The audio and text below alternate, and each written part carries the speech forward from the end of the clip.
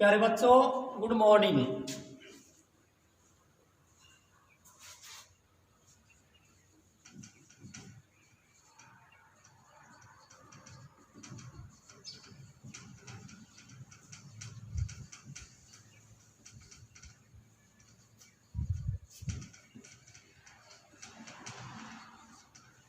पिछले टर्म पर हम पाठ नंबर 41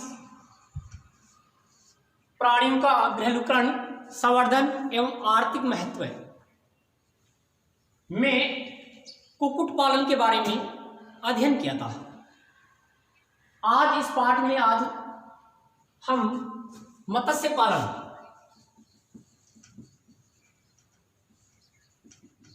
यानी पिसिकल्चर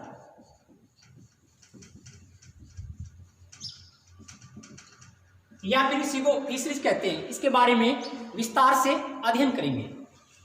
मत्स्य पालन यानी कि मछलियों का पालन। पिसिकल्चर का संबंध किससे है? मछली पालन से। पिसिकल्चर का मतलब मछली पालन से है। सबसे पहले बात करते हैं कि मत्स्य पालन किसे कहते हैं। तो मछलियों की उपयोगी तथा उच्च क्षमता से युक्त प्रजातियों का नियंत्रित परिस्थितियों में संवर्धन करने को मत्स्य पालन कहते हैं।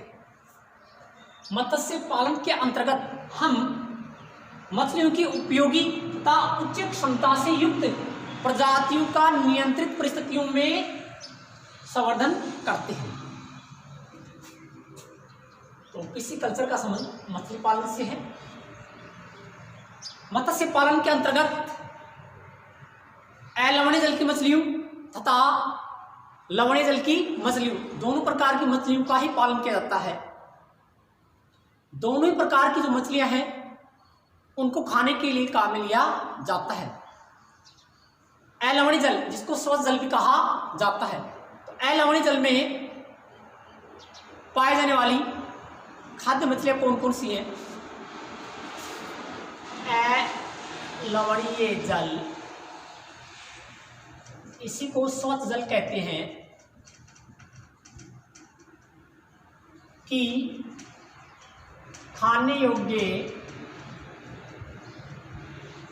मछलियां।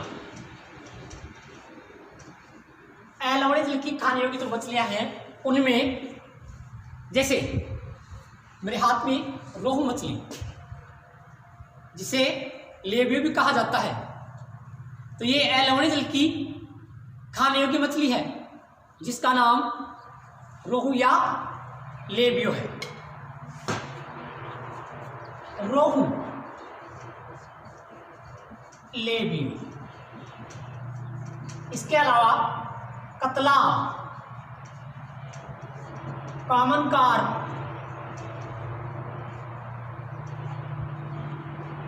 आदि मछलियां खाने के लिए काम ली जाती है। यह प्रश्न बनता है, अलवणीय जल में पाए जाने वाली दो खाद्य मछलियों के नाम लिखिए। तो यहाँ पर इसका आंसर होगा नंबर 1 रोहू लेबियो, नंबर 2 कतला।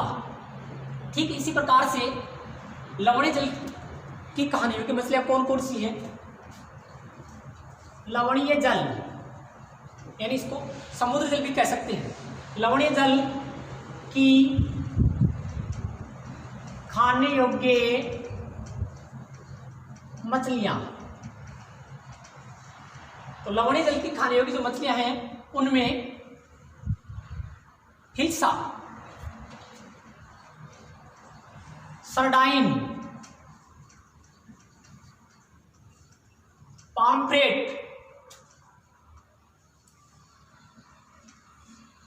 मैकेरल आदि। तो ठीक इसी प्रकार से यहां पर बनता है कि लवणीय जल या समुद्री जल में पाए जाने वाली दो खाने योग्य मछलियों के नाम बताइए। तो इन चारों में से कोई भी दो आंसर हो सकते हैं। Number 1 hilsa, number 2 sardine. तो ठीक इस प्रकार से हमने जाना कि मत्स्य पालन के अंतर्गत मछलियों का पालन अलवणीय जल और लवणीय जल दोनों प्रकार के जल में किया जा सकता है। तो अलवणीय जल की मछलियां हैं रोहू, कतला, कोमनकार।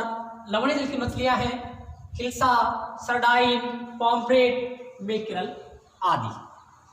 आगे हम बात करते हैं जल कृषि या जल संवर्धन, जिसे एक्वाकल्चर कहा जाता है।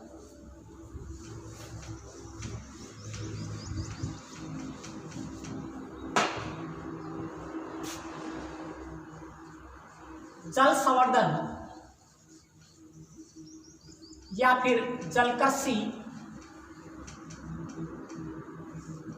एक्वाकल्चर,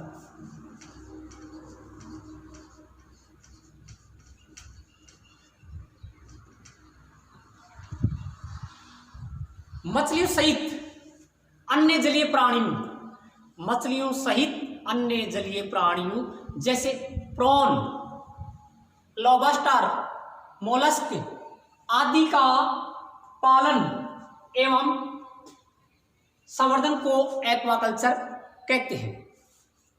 जल संवर्धन में मछलियों के साथ साथ अन्य जलीय प्राणियों जैसे मैंने बताया प्रॉन, मेरे हाथ में ये प्रॉन है जिसे झींगा मछली भी कहा जाता है। ये कोई मछली नहीं है बल्कि ये आर्थ्रोपोडा का प्राणी है। तो मछलियों सहित अन्य जलीय प्राणियों जैसे प्रॉन, लॉबस्टर, मोलस्क आदि का पालन एवं संवर्धन को जल संवर्धन या जल कृषि कहते हैं। मछलियों सहित अन्य जलीय जीवों जैसे प्रॉन, लॉबस्टर, मोलस्क आदि के पालन एवं संवर्धन को एक्वाकल्चर कहते हैं। एक्वाकल्चर की दृष्टि से, एक्वाकल्चर की दृष्टि से विश्व में भारत का दूसरा स्थान है। एक्वाकल्चर की दृष्टि से विश्व में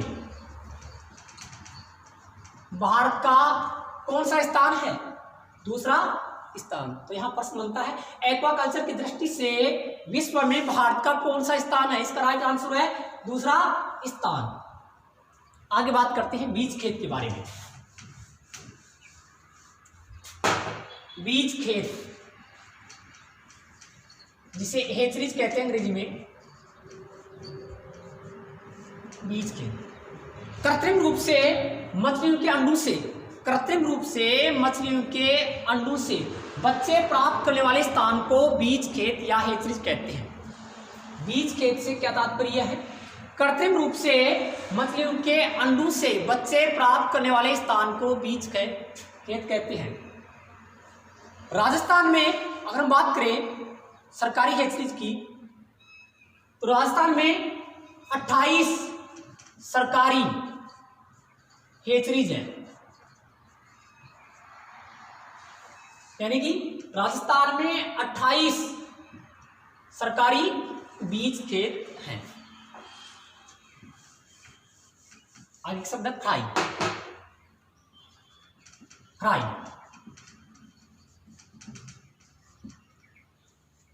देखिए, मेंढक की भी शिशु अवस्था होती है।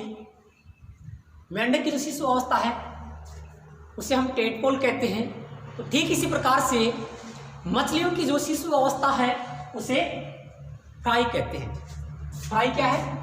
मछलियों की शिशु अवस्था, मछलियों की शिशु अवस्था फ्राई कहलाती है। आगे बात करते हैं मछलियों को पकड़ने की विधियां।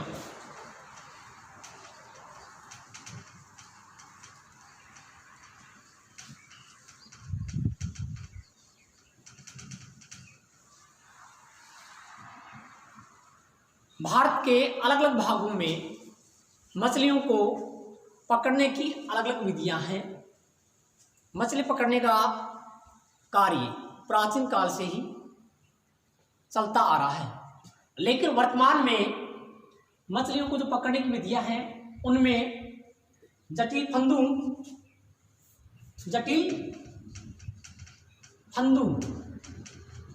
जालूम नेट के द्वारा वह लाइनों द्वारा पकड़ा जाता है। मछली पकड़े जाने को मत्स्यन कहते हैं, फिशिंग।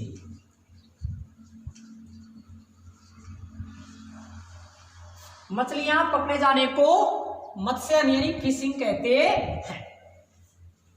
फिशिंग के अलग अलग प्रकार हैं, जैसे तली मत्स्यन, बंसी मत्स्यन, फंदा मत्स्यन, विद्युत मत्स्यन। ये मत्स्यन के अलग अलग प्रकार हैं। तली मत्स्यन, बंसी मत्स्यन, फंदा मत्स्यन, विद्युत मत्स्यन। आगे बात करते हैं मछलियों के परिरक्षण की विधियां।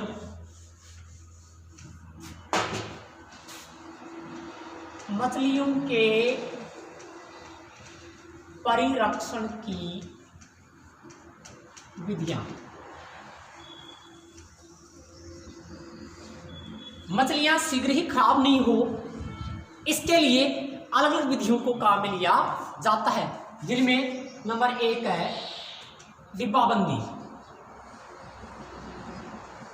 कैनिंग, डिब्बाबंदी। नंबर 2 धूमन।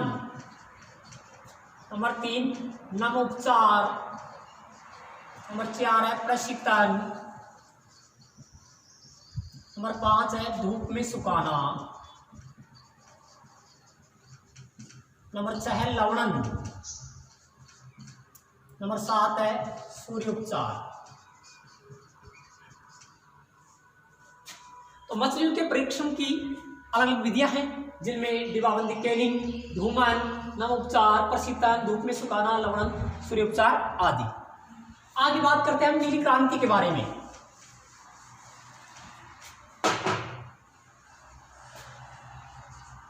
नीली क्रांति ये भी एक कंपटीशन की दृष्टि से अच्छा क्वेश्चन है। नीली क्रांति का संबंध किससे है? तो मत्स्य पालन से है। मत्स्य उद्योग में आया क्रांतिकारी जो परिवर्तन है वह नीली क्रांति कहलाता है। जो समुद्र तटीय जो क्षेत्र है वहां के किसानों में मत्स्य पालन के द्वारा काफी आर्थिक सुधार हुआ है। तो इस प्रकार से मत्स्य पालन में एक क्रांतिकारी परिवर्तन आया, जिसे नीली क्रांति नाम दिया गया है। मत्स्य से संबंधित एक बात और बताना चाहूंगा कि मछलियों में प्रोटीन, वसा, खनिज, विटामिन में प्रमुख रूप से विटामिन ए, इसके अलावा डी पाया जाता है। अतः हम कह सकते हैं कि मछलियां अपने आप में एक संपूर्ण आहार होती है। Thank you.